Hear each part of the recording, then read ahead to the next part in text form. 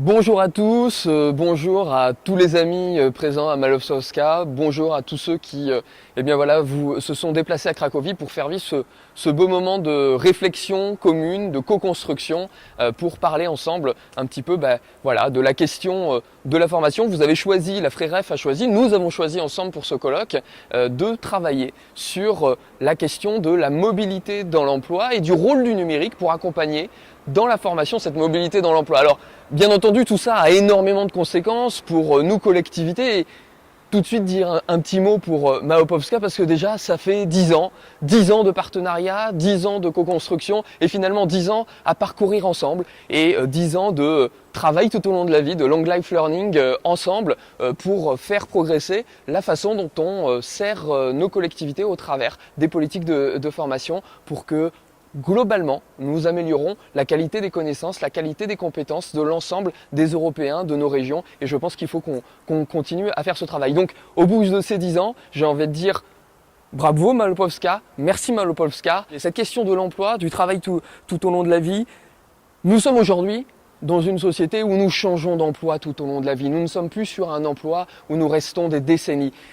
Là où l'on parlait de parcours de connaissances, c'est un parcours de connaissances qui n'est plus dans une formation unique, dans un temps limité. C'est un parcours de connaissances que l'on construit tout au long de la vie. Fait d'aventures, d'opportunités, de mutations de la société que l'on ne peut pas anticiper. Nous devons donc travailler à ce que les apprenants puissent avoir cette autonomie d'apprentissage. Comment va-t-on travailler sur cette autonomie? Auparavant, en France, on a cette longue culture. Les Français, c'est pas forcément le cas partout, et c'est intéressant d'ailleurs d'en prendre connaissance, d'avoir d'un côté une formation initiale très dure et de l'autre une formation continue qui serait sans lien avec la formation initiale. Or, justement, aujourd'hui, dans la façon dont nous préparons nos apprenants à être dans cette mobilité dans l'emploi, il faut que formation initiale et formation continue s'inscrivent dans une même logique. C'est cette logique-là de la formation tout au long de la vie, du long life learning, sur laquelle il faut que l'on travaille, que l'on réfléchisse et qui a énormément d'implications.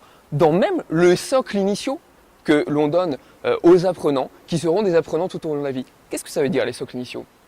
Ça veut dire que chaque apprenant doit pouvoir être en situation d'auto-formation, d'auto-apprentissage, d'auto-rapport à son propre socle de compétences. Ça ne veut pas dire qu'il exercera ça seul, dans son coin, ex nihilo.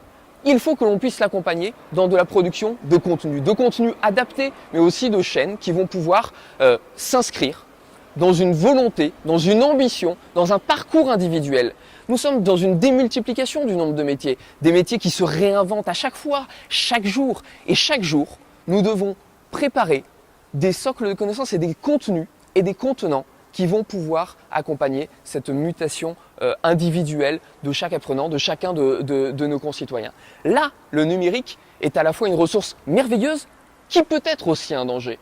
N'oublions pas que derrière un ordinateur, derrière un outil numérique, il y a un cerveau, un système nerveux qui va apprendre et on peut faire travailler plein de neurochimistes, neurobiologistes, mais nous avons avant tout des êtres humains qui ont leur parcours propre, qui ont leur rapport propre à la connaissance et qui, par petites étapes, tel un Lego, vont se construire.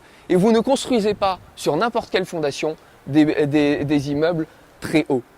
Eh bien oui, nous voulons élever de très hauts immeubles de connaissances chez le plus grand nombre de nos compatriotes, de nos concitoyens, partout en Europe.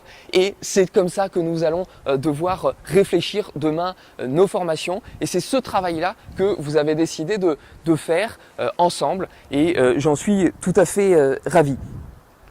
Vous dire aussi qu'il va falloir que nous travaillions, et c'est ce que nous faisons au travers de la FREREF et ce que nous essayons d'accompagner les uns les autres dans nos territoires et au sein de nos réseaux de chercheurs, que nous travaillons sur l'évaluation qualitative des produits que l'on va faire et de la chaîne de conception de ces formations qui doivent, c'est bien normal, s'améliorer en permanence. Parce qu'en parallèle d'une révolution du monde de l'emploi, il y a une révolution du monde des connaissances qui sont moins figées qu'elles ne l'ont jamais été. Elles sont elles-mêmes en dynamique propre. L'interaction même avec les cercles de recherche, de construction de connaissances et entre ceux qui activent la formation doit être produite à plein et en même temps doivent être produites dans une relation directe avec le monde de l'emploi et le monde de l'entreprise. On ne peut plus avoir d'un côté les formateurs, de l'autre côté les producteurs de connaissances, ceux qui produisent de la recherche, et de l'autre ceux qui vont construire la plus-value sociétale dans nos entreprises, dans notre monde économique, dans la production d'emplois. Ces mondes-là, qui parfois étaient hermétiques, le numérique qui crée cette interconnexion doit être une opportunité de créer des connexions qui parfois semblaient peut-être un petit peu artificielles. Tout ça pour vous dire, ce numérique, c'est aussi une opportunité pour nous. Et je suis d'autant plus ravi que ce soit dans le cadre de la FREREF qu'on évoque ça, pour nous-mêmes utiliser ces outils dans notre réflexion sur cette conception de nos outils de formation. C'est ce que l'on a fait, pas toujours avec l'aide du numérique dans les années précédentes avec la FREREF.